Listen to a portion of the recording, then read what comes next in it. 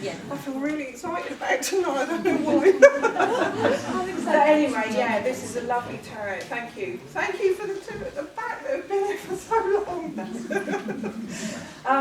Yeah, so I'd like to introduce you to Daganac'h.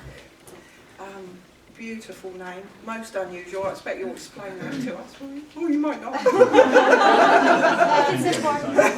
Yeah, but it's unusual, isn't it? Yeah. Yeah, so I think I'll leave you to explain what you do, what you're about. Is that all right? Yeah, that's fine. Thank you so much. Yeah, I'm very grateful that you've come on tonight. Thank you. Thank you. I'll just get my note. All right. Thanks to all of you. Such a wonderful, nice big group here. Perfect. I'm so happy to be here. And we're going to talk about something that is ongoing. A lot of it you might already know, but maybe in another light than what I'll be viewing it from today. So the way I thought I'd do it is I'll go through my presentation, you know, in a nice pace, and you write your notes along the way. If there's something that strikes you as weird or contradicts what else is out there, then when the presentation is over, we can have a question session and we can get deeper into whatever was unclear or what you'd like to have just explored a bit more. All right? So I'll just start straight away. Title, as you see, Global Awakening, Humanity's Next Step. And let's hope that this works. So we're going to be looking a little bit at my personal background. I don't know how many of you have heard of me before. Maybe you can do a hands up. 2? No, a few more. All right. We're going to look at the origin of the Cosmic Christ Consciousness Way and its current stage.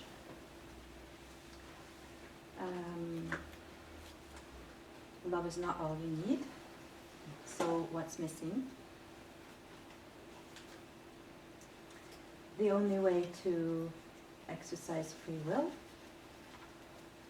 The true nature of oneness and how it affects us. The law of reciprocity. Shifting reality. Miracles. And much more. So can you hear me all right there in the back as well? All right, good. So let's start here. This is a picture from America, where I grew up. You might hear it in my strange English. That's me there with the short dress. I was born in Leeds, though, in 1965 by a Norwegian mother and Hungarian father. He was a Lutheran pastor, retired now, and she teacher, and of course that made me to want to be a spiritual teacher. It's a combination. We often do mirror our parents, don't we? When I grew up, I would have long conversations with God, or something higher, either sitting high up in an oak tree perched where no one could see me, or in the middle of a big field, and I felt very connected to nature. And I did not feel very connected to the Christian faith, and I would say that I was allergic to my dad's sermons to get out of here. So I went to Sunday school, that was fun. At 10, our family moved to Germany and into a city with a lot of asphalt concrete around us. And my bedroom in America was right next to a large cornfield. I grew up listening to the crickets, and being surrounded by this asphalt jungle was very alien for me, and I felt very lost. And I remember once I ran out in the rain and I asked God, what am I doing here? Where am I really from? It just felt very uprooting and very traumatic. And it's something I think a lot of people don't think about. You might want to look at your own life, how you've been disconnected from nature, what time that happened, and whether you're good at going back again and reconnecting. So around 18, I was searching for something that was universal, and I could sense oneness naturally, feeling that one religion alone couldn't be right. The God I knew was beyond that. And in 1994, I'm skipping as you see, I began recording all of my dreams and visions and other dimensional travels. And many of them I've written in my book, which I brought with me. So if you're interested, there are a few copies here available for you later. So, you know about the cosmic Christ consciousness. How many know that it was a wave that actually started somewhere? Not a lot of people know this. All right. So what happened was, and this is also all in my book, so I'm not going to go into detail in this presentation because this is about something else. This is just to give you a brief background on me. So in 1996, I received what was called cosmic consciousness in a full-blown way. This is not the downloading that's going on now. What this was something very rare, and it only happens to a few persons on the planet at a time. Taramata is someone who was a disciple of Yogananda. She had a similar experience, so along with my book, you can also read her little booklet. She describes it very well, what she went through. It's very similar to mine. Her booklet is called A Forerunner of the New Race. So what happened was that I remembered my mission. I remembered why I had come, and it was to seed this cosmic consciousness that I had then received into the collective consciousness of humanity. And I did that with a certain act, or acts. And it started a ripple, or this wave. And this is a wave that is like a pass-it-on movement. So it's not about me or where it starts, but it's about like a wave. It picks up in momentum, and everybody who gets caught up in it is part of it and also helps to bring it forward. Right? So anybody seen the movie Pay It Forward? You know the movie? Yeah. So it's kind of like that. It grows really fast. And this is the same on an inner level.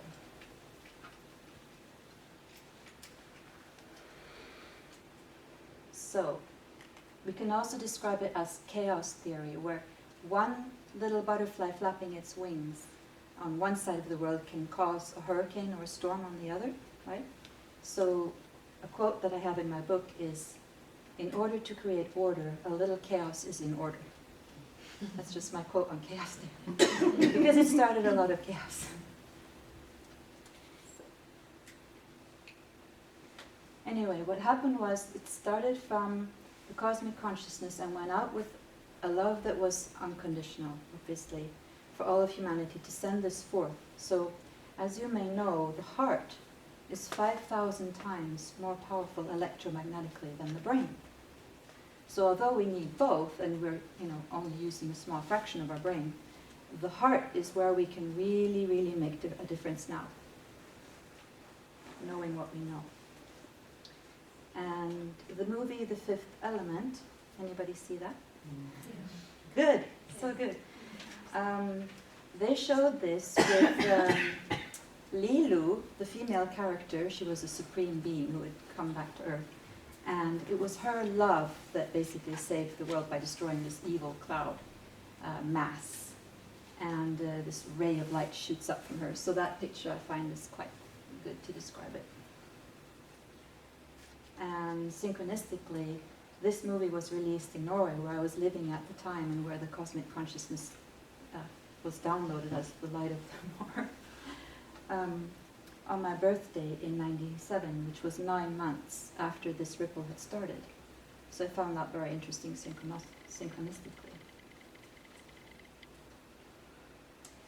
And this time it wasn't Bruce Willis who saved the world with his macho-ness, his hero-ness, his strength and all he can do, but it was a vulnerable woman, and it wasn't through strength or force, but it was through love.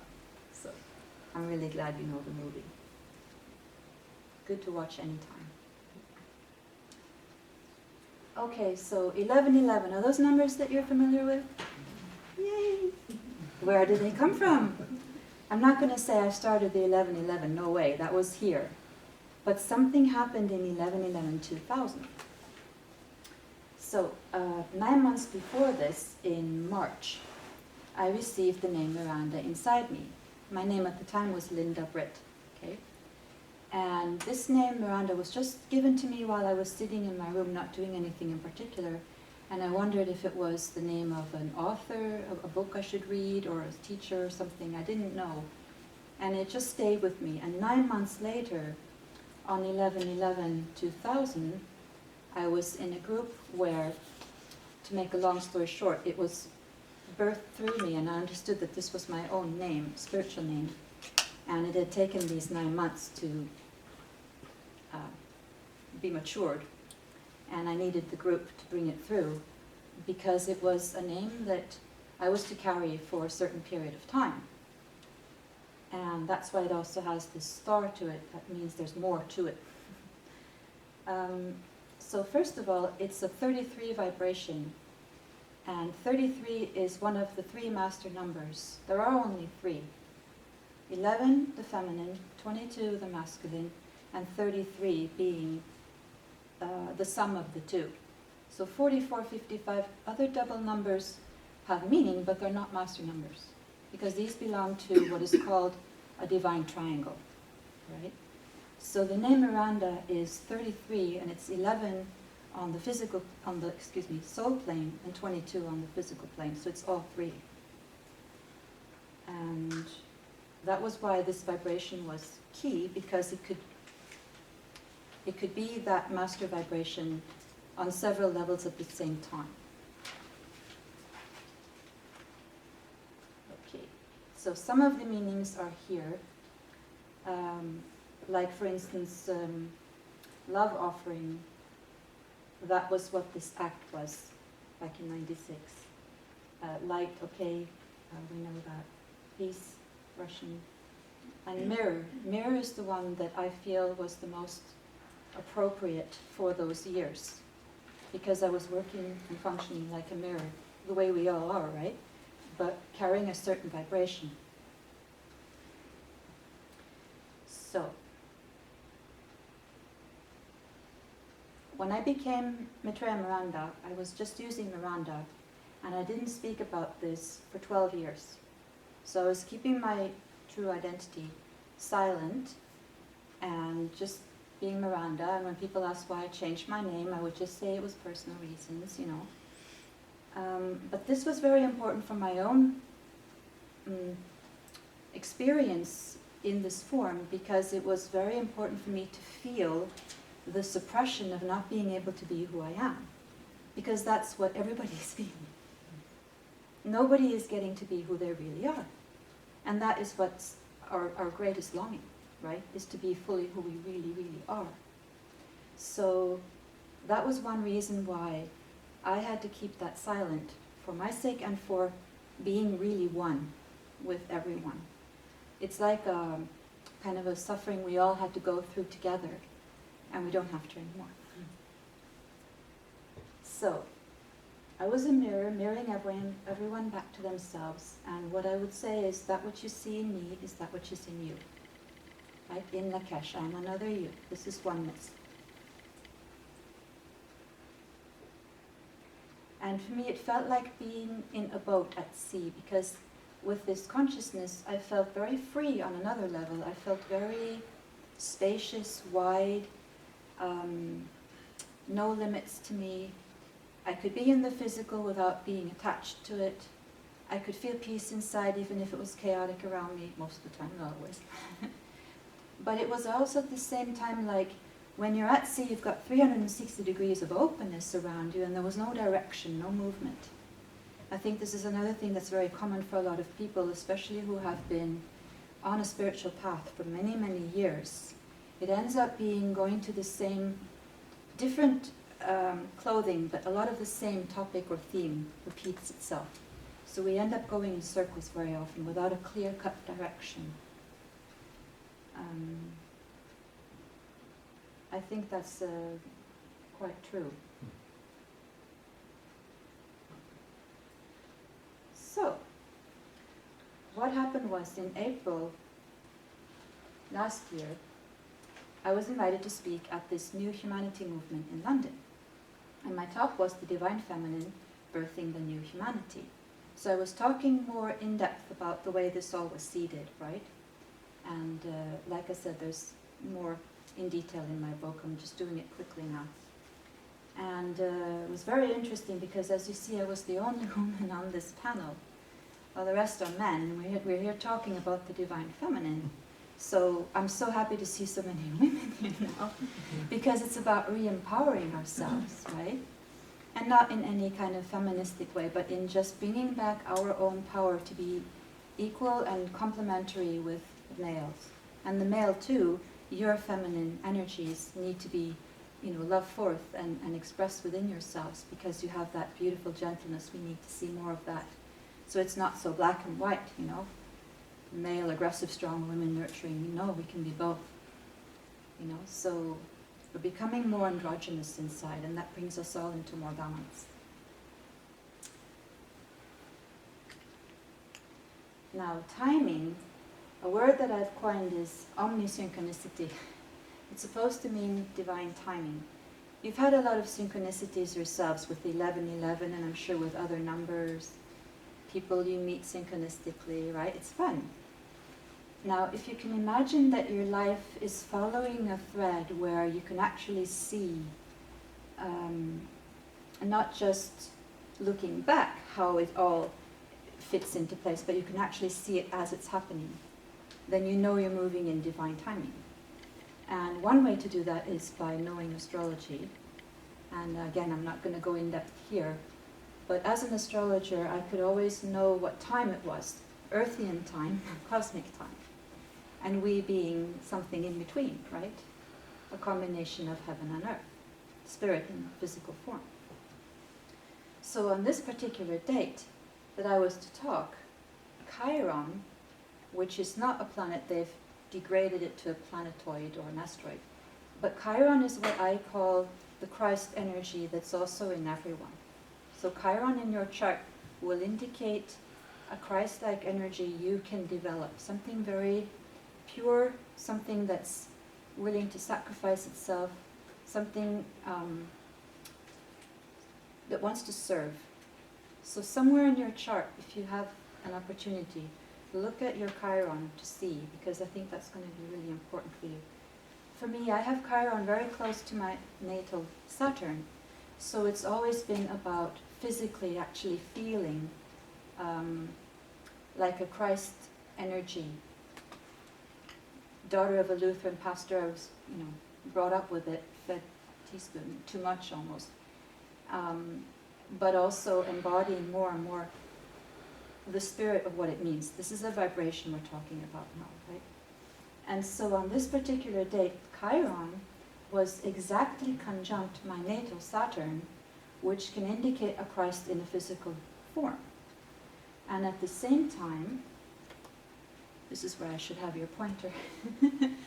If you see on the top there, the North Node, which indicates the Dharma, that was exactly conjunct my midheaven. And the midheaven is our highest calling in our chart. So it means it was pointing to my purpose, my direction. Both of these 2 points, as you see, were indicating something, and I was talking here about the divine feminine and what's coming, birthing this new humanity, where we all have potential to become more and more of our Christ self or our divine self. We could equally well use Buddha self, all right, so we don't get confused with the words now. Our cosmic higher self in physical form. And April last year was very powerful in the heavens. As you see, there was a celestial cardinal grand cross going on, and there were 2, a lunar and a solar eclipses at the same time, which always indicates great global transformation. As above, so below, right?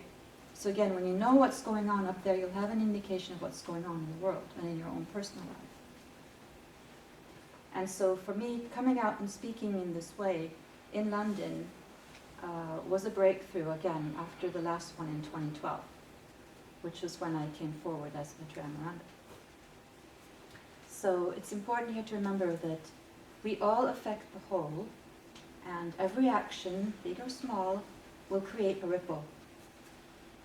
So that can help us to know our power and also our responsibility.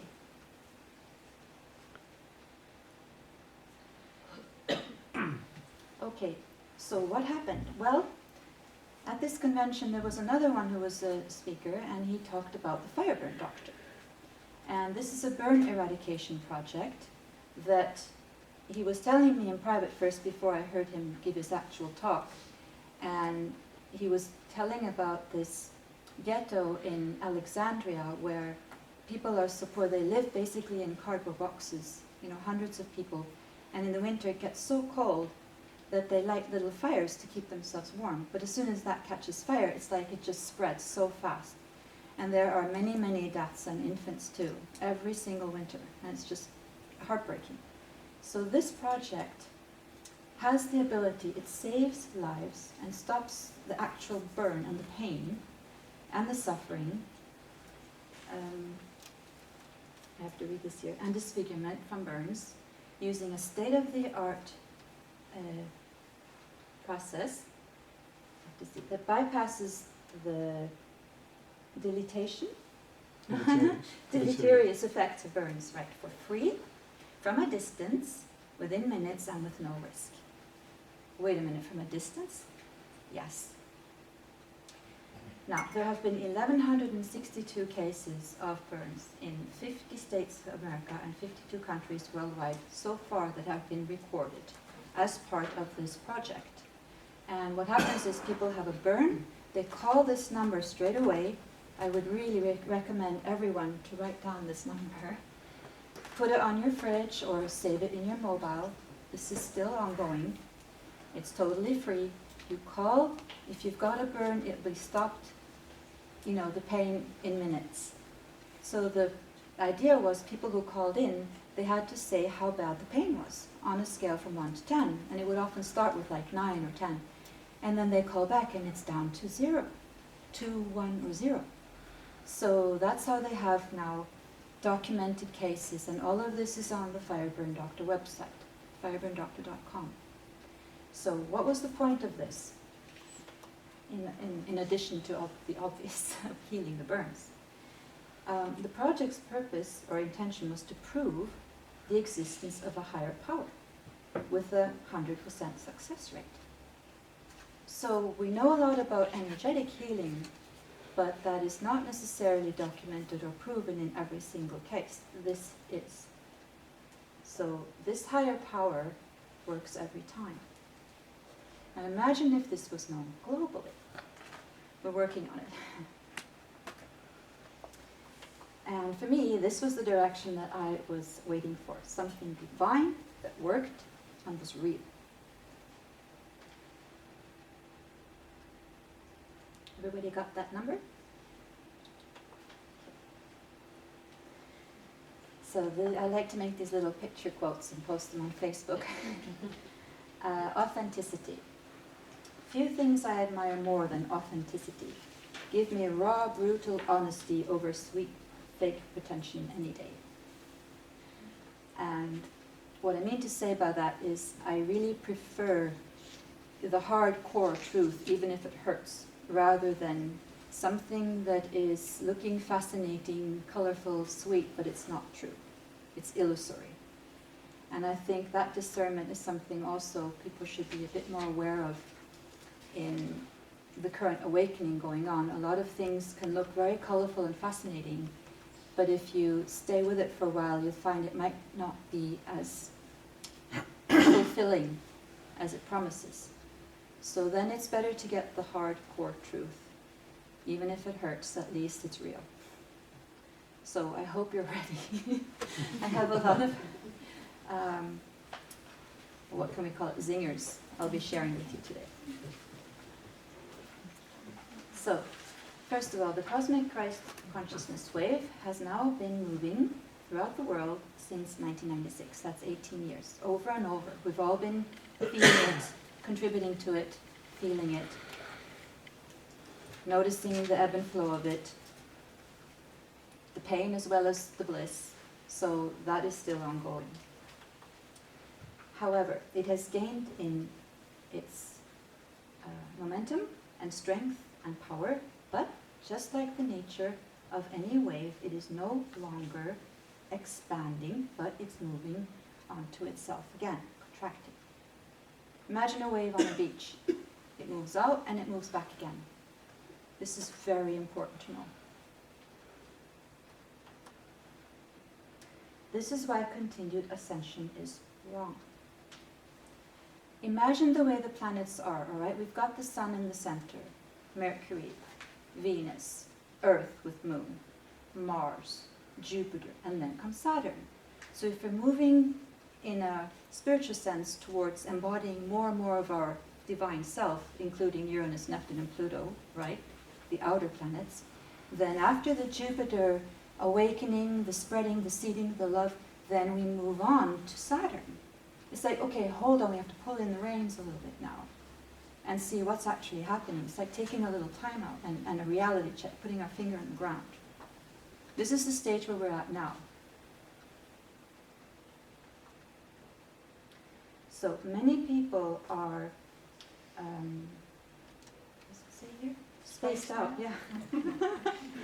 That's true, especially in Glastonbury. No, but they're beautiful, there's nothing wrong, but it's just, we see it, right? We see, like a euphoric sense of being, and it's great, but at the same time, like, how are your bills paid? How are your children doing in school? How is your health, right? So it's kind of like being in limbo between the worlds, this one, and the astral planes. And the way to find out, okay, where am I actually, moving, is through Saturn, as I said. Saturn is about being actually here now. Its limits, we don't like limits, but they're important for now for wisdom.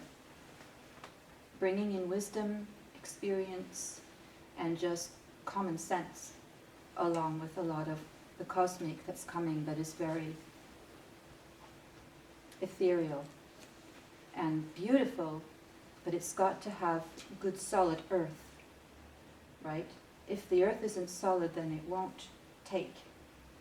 We'll be floating like leaves. So that's why I'm trying to explain this. It's very, very important. So after every ascent comes the descent. I found this picture of the newest Scandinavian Airlines plane. I used to work for Scandinavian Airlines as a flight attendant, 14 happy years. And so I know a little about taking off and landing.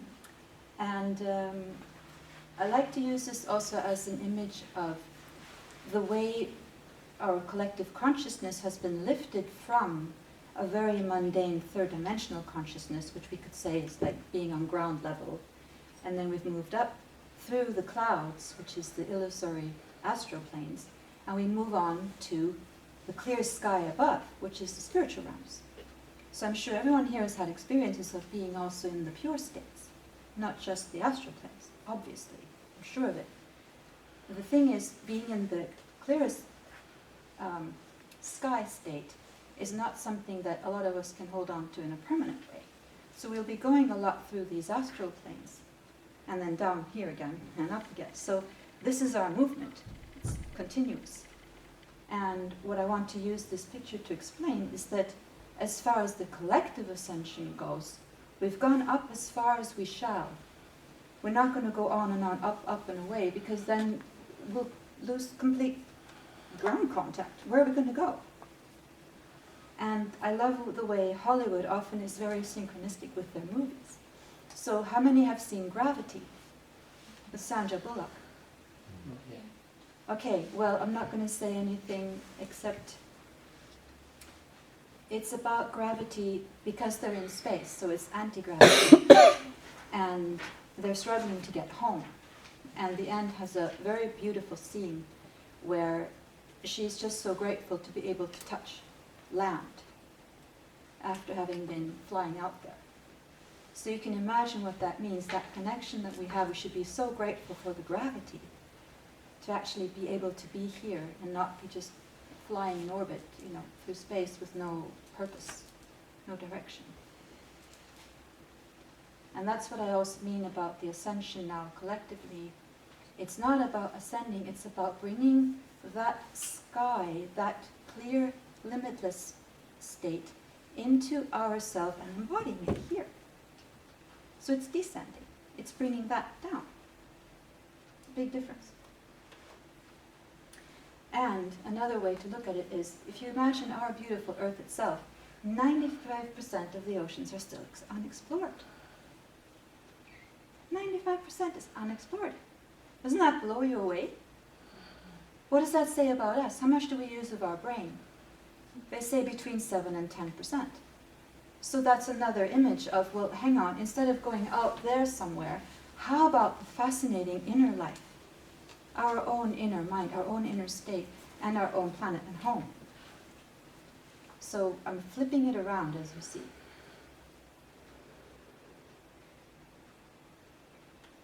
Okay, so another one of the topics that we had as a theme for tonight is love is not all you need, what's missing. So the cosmic consciousness was about love, as still is, of course, about love. And that must be our motivation in all our actions, no doubt about it. But can we say that love is all we need? Is that saving the world? No, not yet. So what's missing? Anybody have an idea? You could say? Inspired action. Pardon? Inspired action. Inspired action, good. Enlightenment. Enlightenment, right. What else?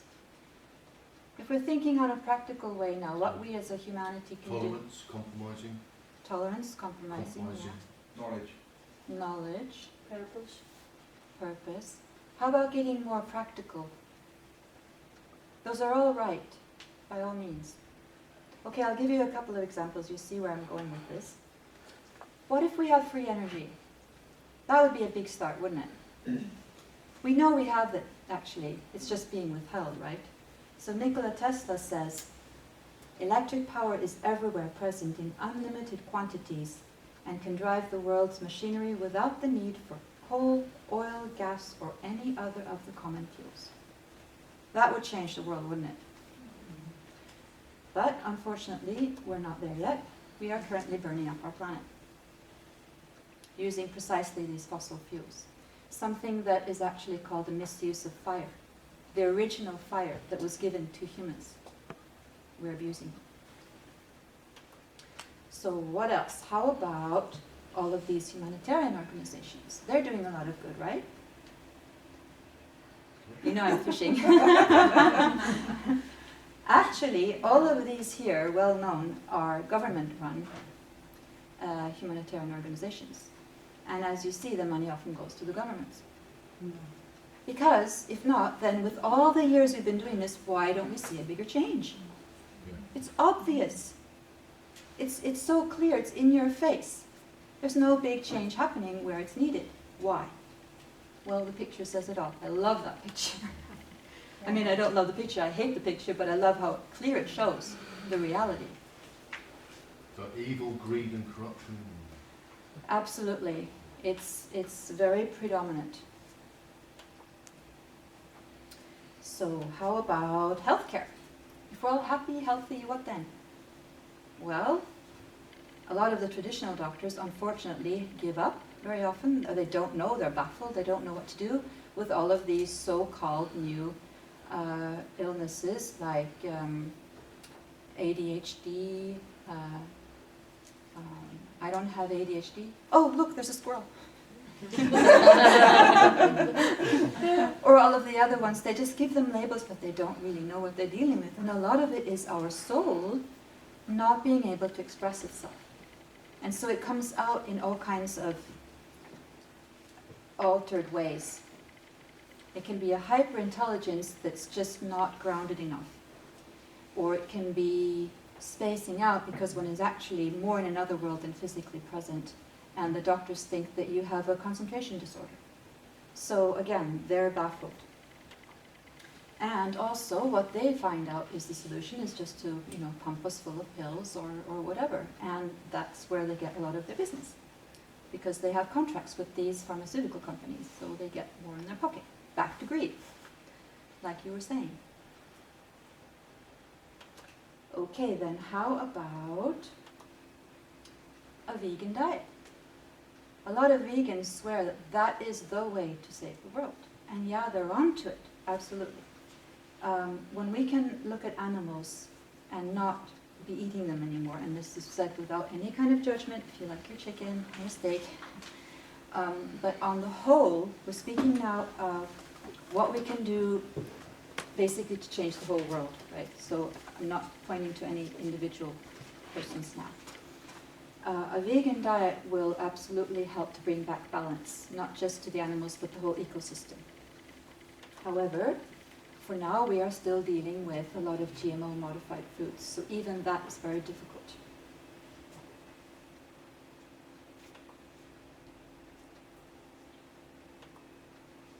So how about people helping people? Well, here, I really hope you don't kick me out. So, there is a lot of healing going on that is absolutely well meant and that has an effect on a level. But the thing is, which we're going to be seeing more clearly later as I go on, a lot of times people who are doing healing and giving healing to others end up becoming drained. And there's a reason for this. So obviously there's something there too that's not quite right. Otherwise we would not be feeling drained. I will get back to this. How about global meditations for peace? A lot of people thinking, feeling, sending out peace vibration at the same time, right? We all participate in it, or a lot of us do. But then, why is the world still looking like this? This is not something new either. We've been doing this since before the 60s. So again, I know it has a small effect. It can affect crime scenes, for instance, in certain cities. This they have discovered. It can go down, and a lot of people are doing it. I'm just saying it's not the solution, right? It can help, but it's not going to help the whole world, and not quick enough. If someone's being bombed next to you, they don't care if you're sitting in meditation. That's not what they want you to do. They want you to drag them away from there and put them safe. Okay, so another touchy area. How about angels and ascended masters? We are being visited, yes. We all have guides and spiritual guidance around us. This is true. What's my point here is that also here it can be very difficult to see what is what, right? There is no way to authenticate who it is that you're dealing with if it's on another plane. You can't. And so, I don't know if you know this picture, I'm zooming it here now. It's angels and demons. At first it looks just like a beautiful mandala, but if you see it closer, you can see that it's actually angels and demons. And it's also said that a lot of the ones who give themselves out to be of the light not necessarily are. So you need discernment. You really need discernment, not just in your own guides. See how your life is progressing. If you're becoming sick or drained, then I would not trust that guidance.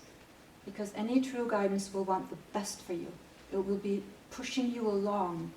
It will be making you break your own limitations, but just pushing you along. You'll know.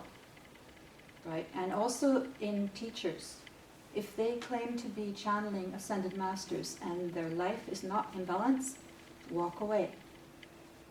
This is very important. You are your own authority. You need to make the right decisions for yourself. So again, in this very widespread New Age field now, like I said, I would be giving you some explosive things here. This is very important to know. And you can't know it straight on. You either have to get involved, feel it, give it some time to know, okay, yes, this is pushing me along, I can stay with this, or no, I'm not feeling right, I'm getting mixed signals, I feel more confused than ever. Then leave it, get out of it. And again, especially for anyone whom you give your attention to and maybe some of your power to, because you feel, well, they must know more than me, watch that.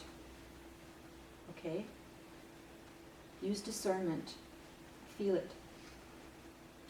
So no, that's not the answer either, to rely on help from the outside, and especially if it's not even on our own planet.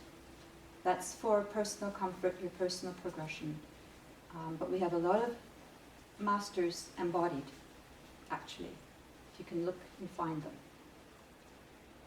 And you can also see this, if there's someone who, for instance, has been in the field with a lot of good insights, like 20 years ago, and is still in the field selling more and more books on the same topic, then they might have started off quite well, but they've fallen in the trap of commercialism. They've let themselves be bought, because when they're on a roll, it's like, well, then I have to produce more books, because I'm a name now. So I have to now produce some oracle cards. Now I have to do, and they keep going, and you've got to look at this. Because it shows, in my view, very, very clearly that they're not being true, authentic teachers. They've been caught up in the wheel of commercialism. So I have one book, that's it. I'm not going to write another book. I didn't write it because I'm an author. I write it because the material is very important. It's information, that's it. It's just to show you the difference. Okay.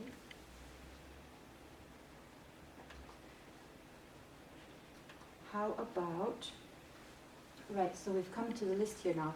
These are the ones we've been through. It's not free energy, it's not humanitarian organizations, nor global meditations, healing the way we know it, okay? Not angels and ascended masters, not a vegan diet. None of these are the solution because they don't deal with the root cause.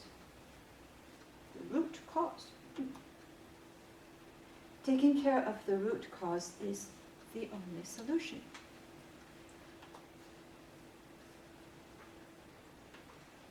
Ta-da! Divine natural order. Ooh, anybody heard that before? No? Okay, so the number one cause of disease is our seceding from the divine natural order. All living things are connected to one another and are functionally interactive. We may not like it, but the earth does not belong to us, we still belong to the earth. Our planet is our real higher self, what I call our geo-self. How do you like that word? Our individual health condition reflects the Earth's health condition. This is written by Dr. Philip Savage. I will be talking more about him later. So how's that? Our geo-self. Has anybody ever thought of that before? We love Mother Earth, but she's actually our geo-self. She is a higher self of us. Now you see where I'm going with no more ascension, but maybe going back in. Ooh, and I just get that beautiful tone. I love it when that happens. Okay. So what is divine natural order? First of all, we can look at how do religions define God? What would you say are some examples of the way we define God or the divine? Out of touch. No, I mean, good one. Yeah. So we're religions now. How would they describe a divine? Almighty. Almighty, yeah. Creator. Creator, that's a good one, yeah. Omnipresent. Omnipresent. Fearful. For you to be fearful of him. Yes, we're supposed to be fearful of this great, you're right. Male. Male, often, yeah. Creator, male. How about creatrix? It's here, not my word. All right, so those are a few examples. It is often seen as a father figure in the sky, as creator, creatrix, see? Or divine source out there, or within, for those who are more clued in, right? The definition of the absolute divine, the way I see it, and the way I hope you will, should be the inherent sacred essence of life and its natural laws. If you think about it, right, life, nature as such constitutes the only objective proof we will ever get of a higher power. We can see it all around us. Here I'm going to read something from Dr. Philip Savage. It's from his writings. I just love the way he expresses this, all right? He's talking about a higher power. To me, nothing is more absurd, indeed shocking, than the deliberate distancing of all human religions from nature, when, on the contrary, one should expect each and every valid religion to use the miracle of life as the most fundamental hinge of their respective spiritual doctrine. Indeed, the prodigious complexity and sublime beauty of all vital processes at all levels of our limited perception should substantiate and validate the notion of a higher power. The origination, organization, and expansion of the macrocosmos, the unthinkable sophistication of each and every ecosystem, as well as our inner organic, cellular, and subatomic miraculous processes, all of these natural wonders should be understood as the perfect semantic basis for us to hint at the aforementioned higher power. Wow. Isn't that awesome? So life, that's a good word for God in my book.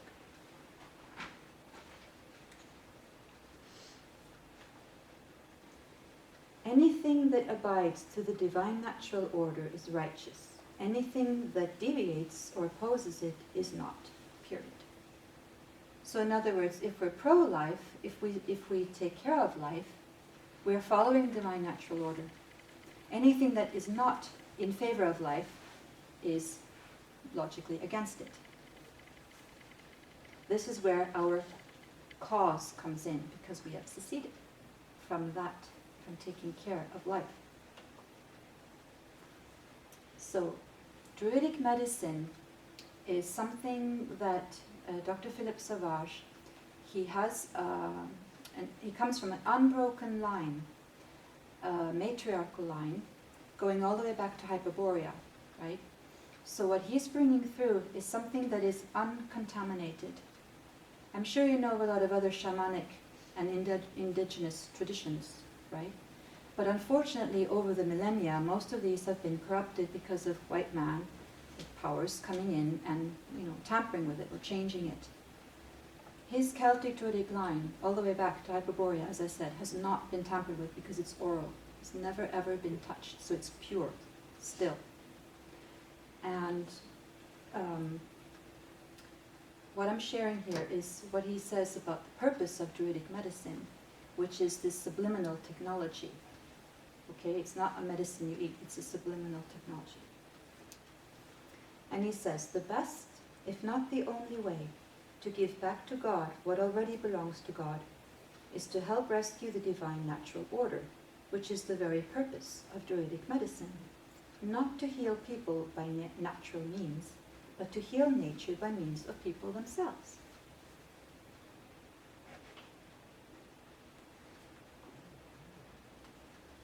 So a word he uses for healing society at large is theatrics. He defines this as the spiritual science of realigning people's ethos back to their most optimal and original setting. That's what we were talking about, wasn't it? Us being fully ourselves and not limited anymore. So we can heal nature by means of people themselves, as the last slide said, only when people themselves are healed at first.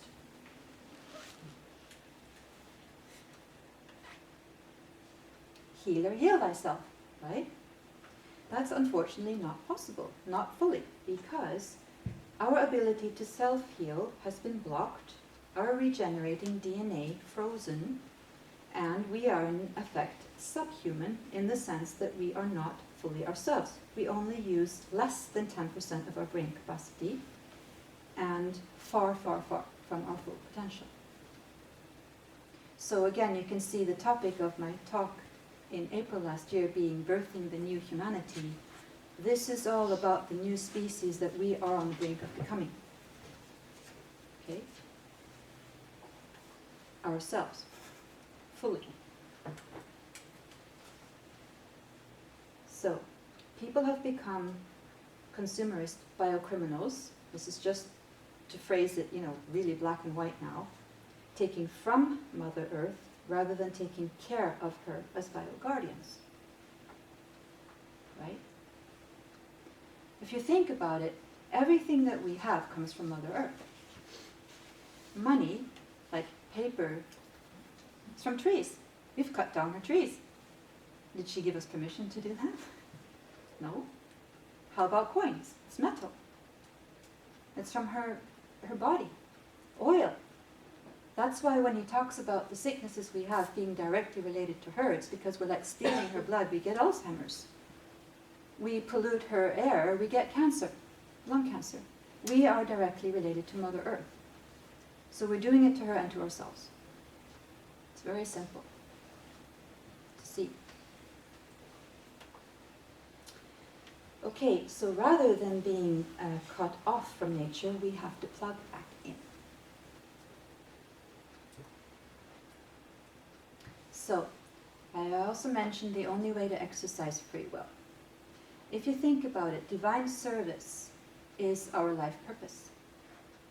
Because if we're here to be bio-guardians and take care of the planet we're actually here to protect, then what other purpose would there be? We can have individual ways of expressing it because we have individual talents. But our collective role is to take care of this planet and her creatures and waters, right? That was the role that humans were given originally. So again, a quote from Dr. Philip Savage, instead of asking what God can do for you, just ask yourself what you can do for God. And the beauty of this is that a lot of people, in here included, love to give. That's why you're giving your healing and your service and what you're doing, because it's in our nature to give. Don't you feel good when you're helping someone? When you're giving? Why would you do it otherwise? Right? So it's actually in our nature not just to be happy, it's also in our nature to give. Automatically.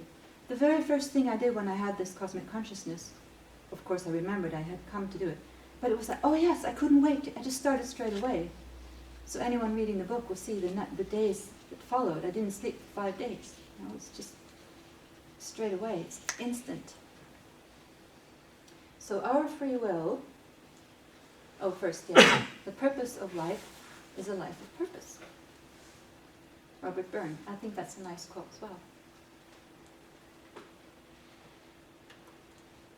So our only free will is to abide by divine will, which is to live according to divine natural order.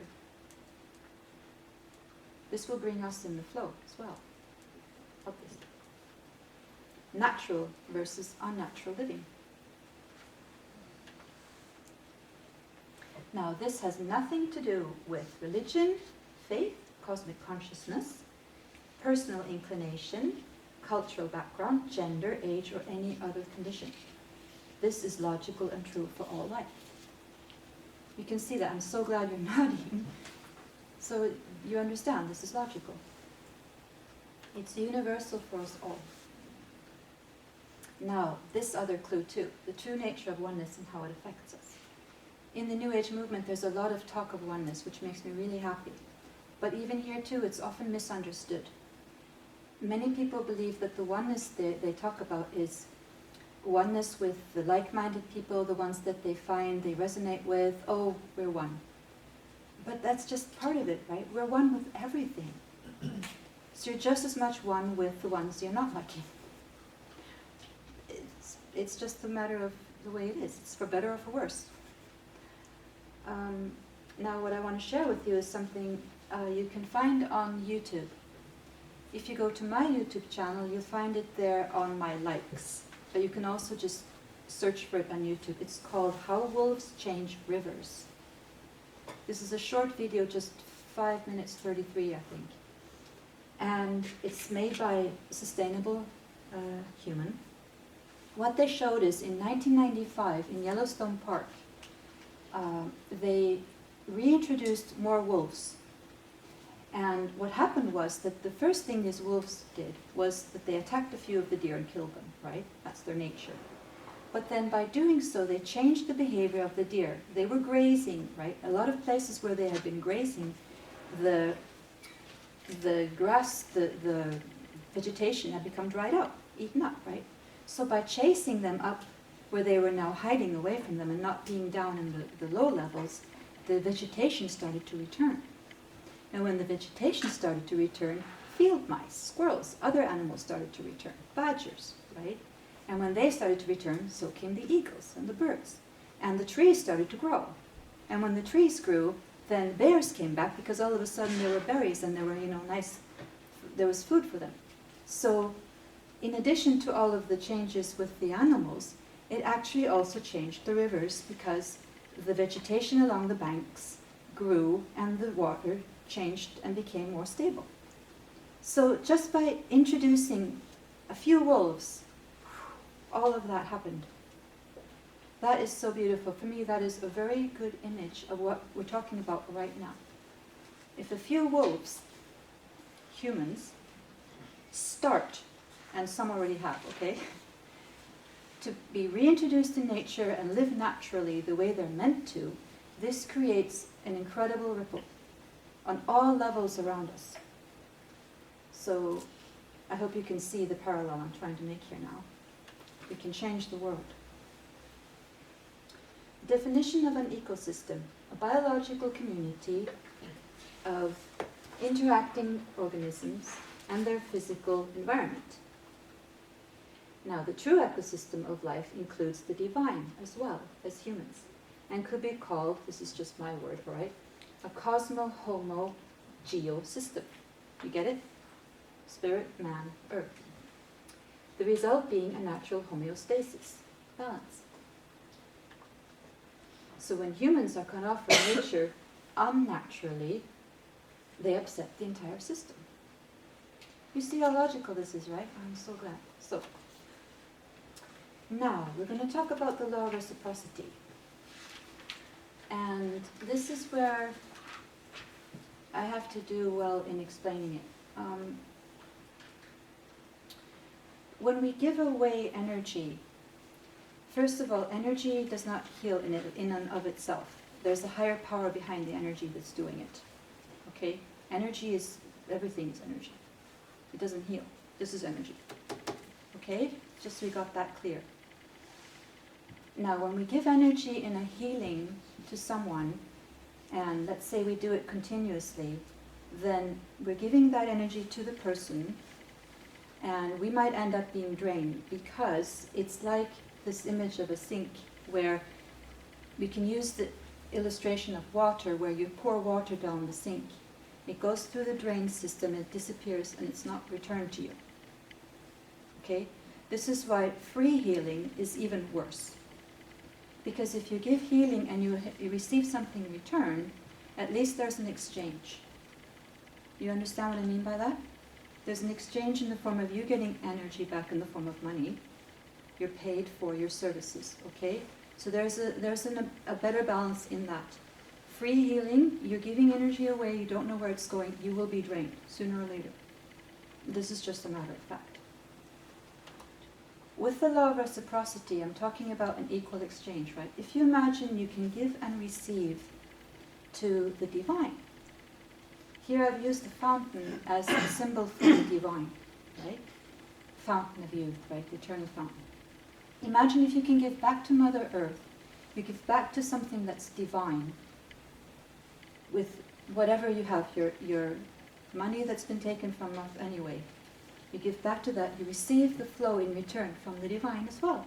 This is an ongoing system and it doesn't stop because this fountain has a pump, right? So the water keeps flowing. It's not going to be disappearing. It's going to be eternally flowing. That's the law of reciprocity.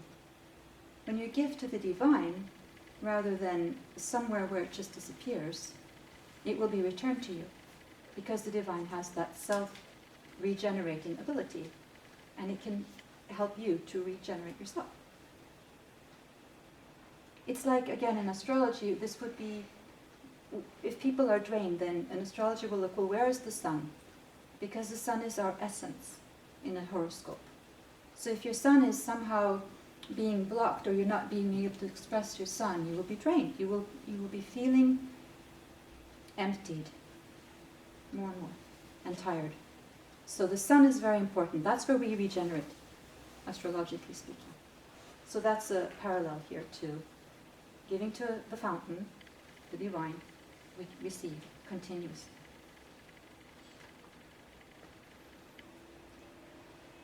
So in order to receive, one must first give. There's no such thing as a free ride.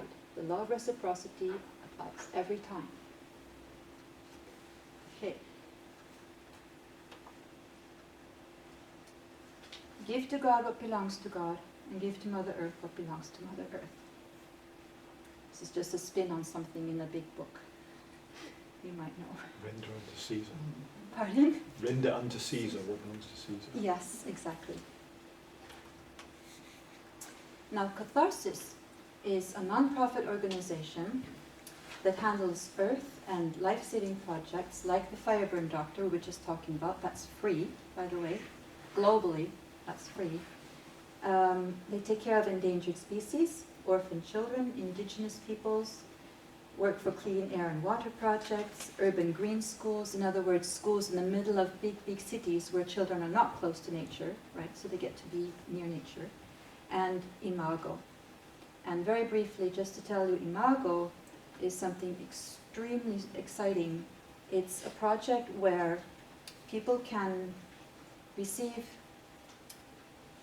this being plugged back in, to call it that, receive a reset, many, many people at a time, so that it's not just done one-on-one, but a lot of people can be helped to regain their full self. So this is something that is not yet built yet, but it will come. We're working towards it. Imago is the state of a winged insect in its perfected state. So that's why on the event photo you saw, you know, the caterpillar, the larva, becoming the butterfly. That's where we're at. We're not butterflies yet. But we have that potential. We're getting there. We've just been blocked. So this is what can help us basically free ourselves from the cocoon. So in return for our sacrificial or sacred gift, we receive a complete reset to optimal state. All blockages that we carry, right, they can be gone. We can have regeneration and even rejuvenation, meaning looking younger than our physical years on Earth. Balance and enhancement, full potential to be our true immortal self. By immortal here now, I'm not saying that just metaphorically, I'm saying it in a very real way, because when we have regained our capacity to self-heal, not just a finger that's cut, but I mean a bullet wound, like you see in movies, right? When we have regained that capacity, we have become immortal. Mother Earth has that capacity. She's an open-ended system, meaning she is now regenerating herself. A lot of what we're seeing is her taking care of the cancer cells in her body that she needs to get rid of. And unfortunately, a lot of humans are those cancer cells. So what we need to do is become antivirus cells in this body. Then we are helping her and ourselves and the whole, because it's all one. So moving on, shifting reality is miracles. Now, biomatrix hacking. You know the matrix, right? So Neo, he has a lot of abilities, but he can also plug in to this computer and he can download a lot of programs, and all of a sudden he's an expert at all kinds of martial arts, he can speak different languages and so on. That is the equivalent of what we can actually learn. And we don't have to plug into a computer, but we plug into the divine in a very real way. And these potential abilities that we have dormant can be unfrozen. So in a way we say we are enhanced, but they're actually there, they're just frozen. So they'll be unlocked. Now the definition of biomatrix hacking would be breaking into the biofield continuum, what we see as the field, right? The matrix, and to rewrite the program. So I've written here, beyond the realm of healing what is, lies the expanded realm of full potential. Here is the superhuman, here is the separation of the human from the superhuman, which are you, choices you hope. Okay, so the point being, with healing, we often help something be restored to its status quo, right? But we can go beyond that. We can actually shift reality to something better. Okay? So, Dr. Philip Savage, his spiritual name is Avalach, and he is the last Strobineller. Strobineller is a Celtic term for shift master, meaning someone who is here for a certain paradigm shift.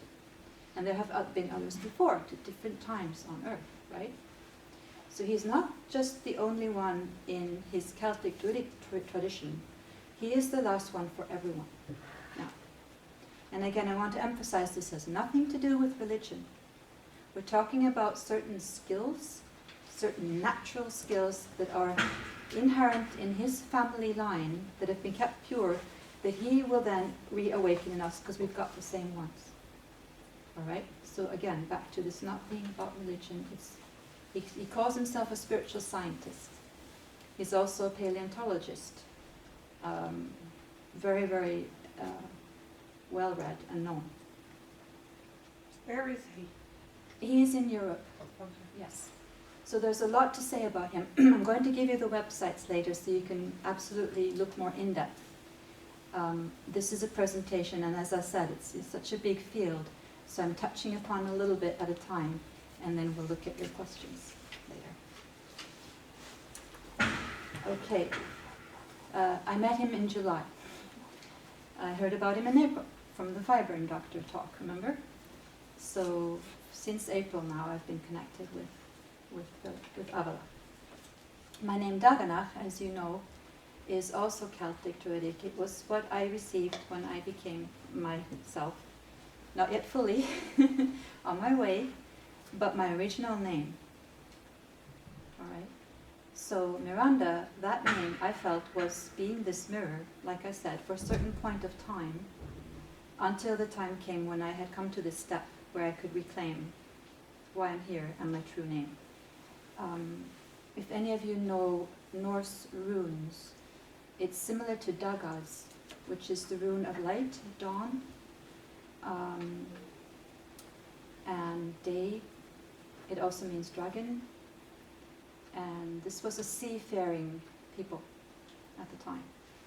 So there's a lot of history here, and what's really cool is people who get connected with Philip not only get to be who they are, but also you find your place in this great big field, like the puzzle piece, like, oh, that's where I belong, oh, I get it. So you're literally plugged back into earth and to yourself, your divine inner source. It's absolutely fantastic. I have to say. Anyway, back to here, we can change physical reality through intervention. So that's the difference between healing and intervening. Intervening means you change one outcome to a completely different one. And you know with quantum physics now how we have lots of realities going on at the same time. So we just choose the most optimal one. That's what he can do. Like that. It doesn't cost him a second. And this is where we can be students and learn this. So, not just restore, but also enhance and improve. We can change DNA. You can remove a malfunction or a DNA that's still in the mother while she's pregnant, so that the child carries this DNA that has been diagnosed with something, and change that so the baby is born without it, and then it's even removed from the mother. This is beyond what medical science can do, all right? Absolutely whole different ballgame. Wouldn't you like to learn that? Okay, what I'd like to tell you now, excuse me, perfect timing, I can rest my voice. I'm going to show you a little video clip. Earth Care Network is also connected with Catharsis. We have now just released a documentary which shows a little bit about what this actually can do, beyond the fireburn healing, also all kinds of other medical cases and accidents, all right? And so this documentary was just shown in December of last year at the Monaco Angel Film Festival, and it won an Angel Award. So we're very, very happy about that. And very soon we're going to release the entire documentary. You'll get to see it. It's about an hour long, but now I'll show you the trailer, all right? So let's hope we've got the sound here.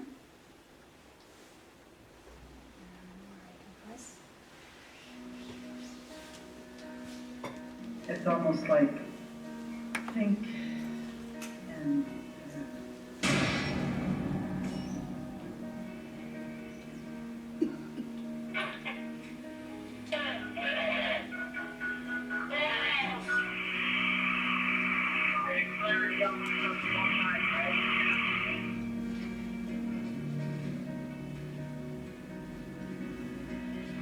thank God every day that this is the ability that we have now. It's amazing. Yes, absolutely.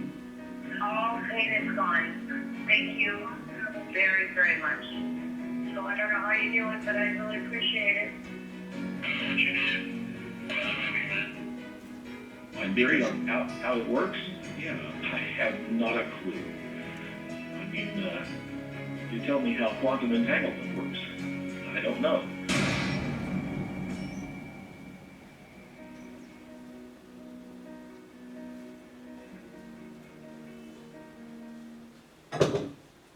Do you like it? Yay! Yay! It's pretty awesome, huh? So just wait till you get to see the whole documentary. So see time moving on. I'm almost through here now. Just bringing us back to our current state.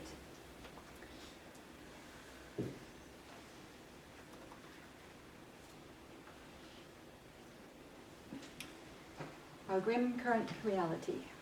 I'm writing current, okay?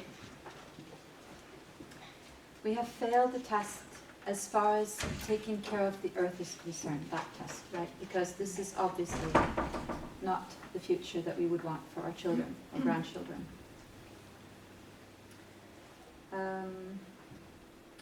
No one is exempt from the three strands of destruction that we're actually currently facing. One is climatic, so Mother Earth herself, plus what certain forces do that affect the world. You know of lots of examples. Viral, Ebola, very, very real.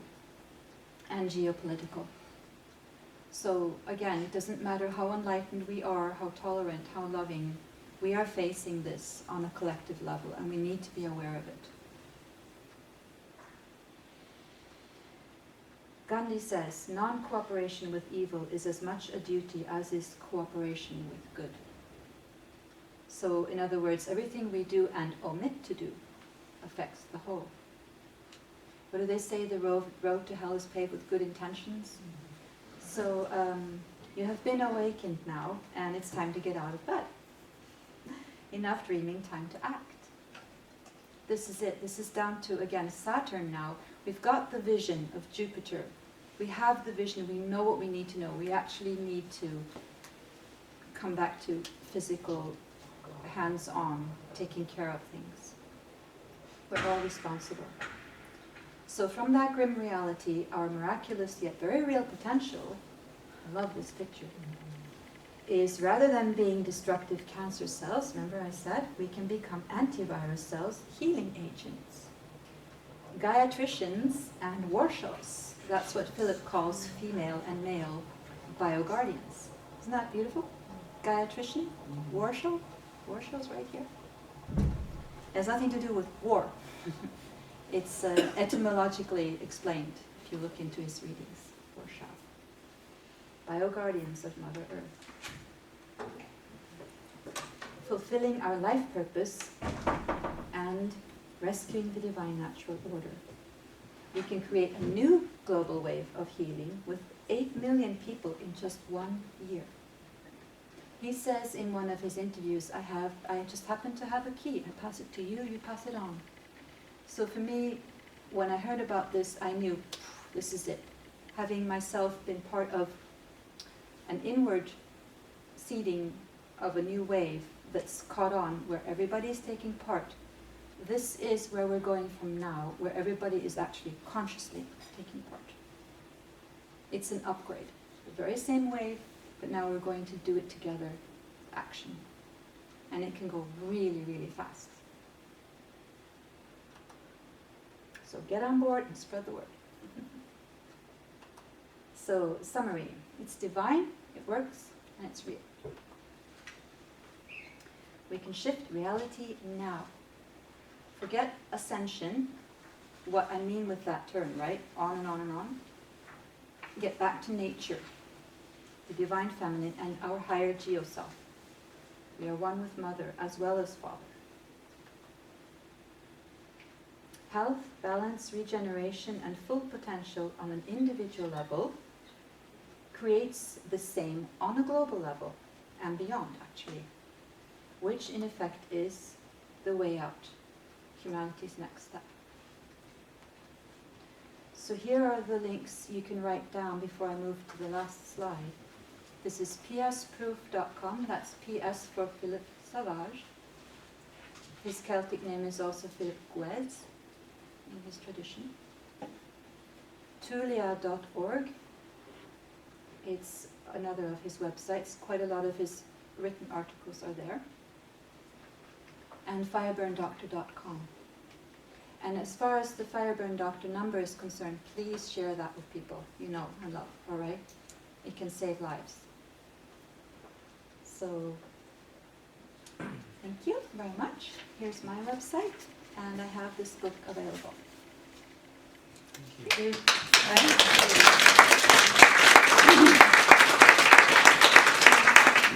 So I'm very happy to answer any questions now. Should we stop for You want a to break break? first? I don't know, it's up to you. What do you prefer? Would you prefer to break now, or should we go into questions? A break? All right. Yeah. Yeah. Oh, really? Do you want to do questions? So I just have a question about this healing and intervening, and because like with some modalities of healing, ego set aside and let divine power go in and do the work and make the changes. So the intervening thing I do, and I think, well, whatever happens. So what do you mean by that? Well, Yes. it's Fireburn Doctor and this rush, it just sounds so, Yeah. So is there any way to find out more about that? Yes, absolutely. So first let me explain one thing that's really important, because what you said is that we set the ego aside and then we let divine take over. The thing is, we can't fully put the ego aside because we're part of this very system. Every single one of us. It has nothing to do with us not having... Sorry, can we just listen, Joe? Sorry, can we just listen to what Daganac'h said? Couldn't hear that. Sorry. Okay, it's okay. I'm just going to repeat this because it's really important, and this is also being filmed, and so many people are doing healing with the very, very best of intentions. So I really want to make this clear. It's not that what you're doing is wrong. It's just that it's not as efficient as it could be, because we are all part of this system where we are not yet our full potential. We're all carrying the fear, the shame, the guilt we have of not having taken care of this earth, the guilt of all we've done to her and to one another. We're all carrying it. So as long as we're all carrying it, any healing we'll do will be with that. We're just basically sending energy back and forth like bouncing a ball. Now you've got it, now I've got it. You're feeling great, good, now I'm drained. Okay, I get it from you, now I figure it, now I'm drained. So there's nothing really going on because we're not dealing with the root cause. Now the root cause is, like I said, how we're connected with nature. So what Philip does, what he's here to do, is to help us get this reset, which he can do with his skills. When we become reset, meaning like a computer that's been going on for many, many years, and it might have a virus here and there you haven't really noticed, it's just not functioning optimally, it's a bit slower, right? So with a reset, it's still the same computer, but it's like all of that's been removed. So we can function perfectly again. That's what we can do. And so our frozen abilities become unfrozen. Our blockages gone. I had a lot of trauma in me still that was removed in July. And it's still being now more and more enhanced as I go along, because I'm also continuing to give. So the regeneration, the ability to self-heal, that's what we get back. And then any healing you do is much, much more efficient. Because you've taken care of the root cause, you are now an antivirus cell. Until that, we're all viruses in the collective body. We just are, just as a fact, because we're all carrying this. Do you see what I mean? So when they say about breaking patterns and, you know, we choose to come into this life and then we're here to break patterns that's been ancestral for you, do you believe Yes. all that? Exactly, that's just it. We can then break these patterns that go way, way back, because we're all one. So another thing is, for men and women, your biological children will be affected as well. If you see Philip, like I did, you have the reset. They will receive a free ride, actually, because the DNA is so similar, he can't separate one from the other. So that will also help your own biological line. You understand? This is why we're talking about us being a new species, the species we were always meant to be. It was blocked long, long, long ago. We become so used to being subhuman, we don't even realize it. And when I say subhuman, I don't mean it in a derogatory sense, but just that we are not our full potential, we're below what is our human potential. Right? I mean, that's real. We're talking something real now. Here and now, this is what we're here for. That's why we've come back. This is the next step. We can have 8 million in 1 year by, for instance, teaching 10, pass it on to another 10, and so on. It can happen very, very fast. And with funding, which we're looking into, to have the Imago project, that can be many people at the same time. So again, you can find a lot of this on the websites. Any more questions about that healing or anything else? Yeah, I mean, divine, as a healer, divine energy, I personally believe flows through us, not Yes. from us. Right, So exactly. it comes through pure. Yes. How can we drain and be drained when it's coming through pure and it's coming through us, not from us? Well, it's coming through, but it's coming into a system that's not pure. So it might come pure, but your system is not yet pure. That's the point. It's, again, nothing personal. No. We're just connected to everything. So with right eating, with right health, right balance, we can really amend a lot. But we still can't get rid of the collective debt that we carry until we have actually given back to the divine. That's what happens. That's where the magic lies. In the giving back to the divine, we're free. Because it's like reversing. Like I was saying, instead of asking what we can, receive from God, what we can give back to God. And instead of giving to other people where we see it has an effect, but it's temporary, we can give to the earth, which will have lasting effects for everyone. People who really need it, orphans, people who are in war, clean air, clean water, that's for everyone. So when we give back to the whole we receive. That's become pure. We purify it by our giving. Yeah? So we must work towards the miracle of changing man's minds. That's part of it. I've usually just been called a magnetic healer, Uh-huh. which was told to me by a spiritualist minister. And to me that means you're using your human and hopefully your spiritual energy yourself without having it drawn from spirit, Mm-hmm. through spirit to spirit. So I've had to really stop and think about how I go about my healing. Right. But I found that really laughter is the key. If you can't laugh, then what's it all about? Why are we here? We're supposed to enjoy this earth, we're supposed to enjoy each other, and to me healing is laughing. Yeah. Well, we're here to, obviously, yes, enjoy ourselves. But it's changing the minds of those men in control. For all these years and centuries now we've been going through this time of man's control Yes. greed, Yes. possession. Yes. But now finally, I mean, I don't know if it is the age of Aquarius now, we're just starting into it We're now, starting, yeah. where hopefully man's mind will turn to helping one another, Yeah. healing one another and working together instead of killing. Right. Well, that's But part it's going of. to take some time.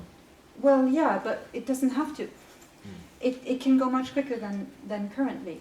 And again, the cosmic consciousness wave's purpose was precisely to do just that, to start waking people up to the fact that, hang on, we are not subject to these third dimensional forces. We are actually higher beings. We actually can have a life of enjoyment and abundance, and it's very, very positive. That's the Jupiter side, right? Where we can be happy. But how can we really be happy when we look at pictures of children suffering? That's very, very selfish. As long as I'm happy and in bliss, who cares? No! That's where I get really, really, my dragon power comes out. It's not fair. That's where we're too selfish. We're too caught up in self-gratification. Preferably instantly. Quick enlightenment. Yes. No. That's like spiritual superfood. What's it called? Not superfood. Fast food. And there's a lot of it going on because there's a lot of it coming from America, which is a very Jupiterian country. So, what's more Saturnian? Shamanistic traditions. Norway is pretty Saturnian, Scorpionic. It has nothing to do with geography, though. It has to do with our waking up to reality and putting our finger back in the earth and saying, hang on, I can't really be truly happy as long as others are suffering. It doesn't mean I'm going to go around all day suffering. It means I can be totally joyful too, but never ever forgetting I'm here for a purpose, the only purpose, which is to take care of this planet and our cohabitants. We're not here to just enjoy ourselves. That's false. Life on earth is not a free ride. That's false. That's selfish. That's Jupiterian pink talk. All right? This is true, and you know it. Because if we're really one, we are responsible for those around us. It's like if you've got a big pizza, right, and your brother or sister is sitting next to you, like the image we saw, really, really thin, starving. Are you going to eat 7 pieces and give them 1? No. You might want to do the opposite. Have 1 and give them the 7, because they obviously need it. So our nature is to give and to see that's what's really going to heal. Making sure others around you are okay. Now, one more thing I can add to this is that one of my latest articles on my website, ascendedavalon.com, on the blog page, it's quite long, so I've split it in 2. It's quintessence when it starts, and the second part is called Bursting Bubbles. And in Bursting Bubbles, I have taken 7 New Age bubbles. Let's just call them bubbles. Like that. It's a free ride. We're here to be happy. And I'm looking at them and I'm bursting them the way I've done here tonight with a few. So if you really want to look more into what I've just shared, in part here, I think that's a good article to read and absorb and pass it on. And hopefully, even though it might be a little bit uncomfortable compared to the pink stuff, it's at least very real. And the good news is we can do something about it. We can, right now. I'm a living example of someone who's already in this, on my way. I love it. I've never felt my life has more purpose than now, ever. I have such a clear direction. I get to work very closely with amazing people, and I get to speak with people from all around the world who are more and more now coming on board, the way I hope a lot of you will as well. So you find my contact information. I've got cards with me as well. And I have a paper here where if you write your name, email and number, you can get my free newsletter. It's just once a month. You won't be bombarded with it. And when you're interested for seeing the full Rush documentary, I will also send a link to every one of you. So before you leave, write your names down. Okay. Any other questions? With Philip, you're saying are you saying to get in touch with him? I'm saying Everyone should? yes. Because 8 million, how could he possibly, if everyone, you know. Well, the key is we first become reset ourselves so we can heal, self-heal, Yeah. and we can pass this on. So we become a movement, a pay-it-forward movement, the way Oh, right. Yeah. the cosmic consciousness wave still works. So you can either call the number directly, it's on the website, or if you wish, you can get in touch with me first, say, I heard your talk, I'd like to know more about it, and then you can call. So it's totally up to you. The number and contact information is there, and all the material and videos, so there's enough to study and look into properly. This is just an introduction. I really would recommend that because that's the source. You get to read it directly from there. You can read about other cases, like you saw this broken neck, for instance, Tad. He was in a very, very severe car accident. The policeman who came to the scene said, I'm surprised you're not mashed potatoes. He had the same C2 break in his neck as Christopher Reeve. And Christopher Reeve was Superman. What happened to him? Right? He was paralyzed the rest of his life. Tad was up walking hours later in the hospital demanding to be fed. He was hungry. And they kept trying to put him to bed. They wanted to give him medicine. He refused to take medication because he was in no pain. Why? Because he had been to see Philip before. He was under Philip's protection. He was immortal in the sense that car accident could not kill him. It could only bruise him up a bit. This is very, very real. This is miraculous. Yes, but it's real. So 2 years later, Tad is out on a bicycle. He falls flat on his nose, comes to the same hospital, the same neurosurgeon who had treated him before for the neck. He gets the x-ray scans, and the neurosurgeon can't believe it because there's nothing to show that that neck had ever been broken in the first place. The horse you saw, an arthritic horse, here in England actually, healed from a distance. So there's plenty to look at. Anyone you know, right, who might be sick, suffering, dying, this is somewhere you can go. Anyone you know who's interested in learning this as a student, again, this is where you can go. Yeah? So are you saying go and visit him in whichever part of Europe he's at, or does he? Well, there's a certain protocol because he's not someone you can just reach like straight away like that. It goes through the website. There's a qualification process, meaning just that you show your sincerity, and there's a contribution that's required because it's the law of reciprocity. So you receive according to what you give. All of that is very ethically and very clearly outlined, and it's different from person to person because, like I said, even though we're all part of the system, it's different how much we might individually be carrying. So I came initially as a student, and it turned out I had, like I said, some traumas that were so deep I wasn't even aware of them, but they came up in that processing because nothing can be hidden. That's how pure it is.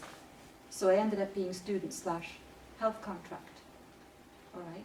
And a lot of people, I think, will have something like that. If they're in perfect health, excellent, student.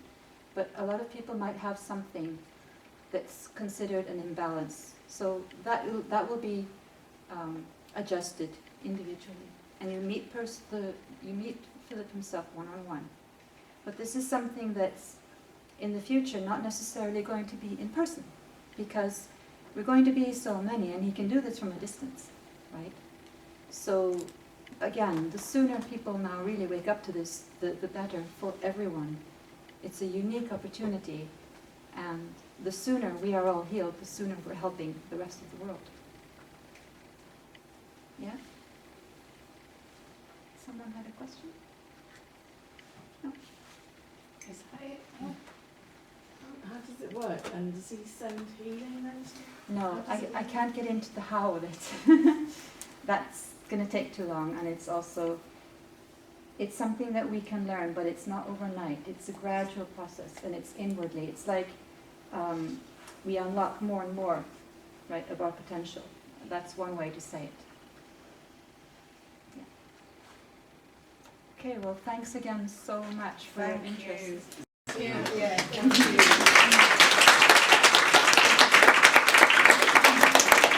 so grateful for you coming from Glastonbury tonight. Thank you all for coming. I hope you found this really interesting. Really, I found a lot out that I certainly didn't know.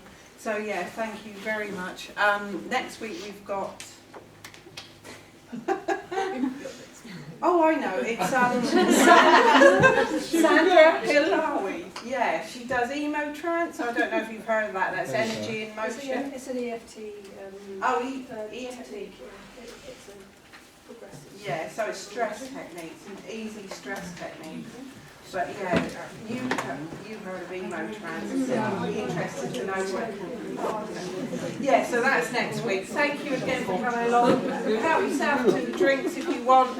Daganac'h, you're going to be here for any questions or anything? And I've got the book here. Wonderful, and the book's there if you're interested in that.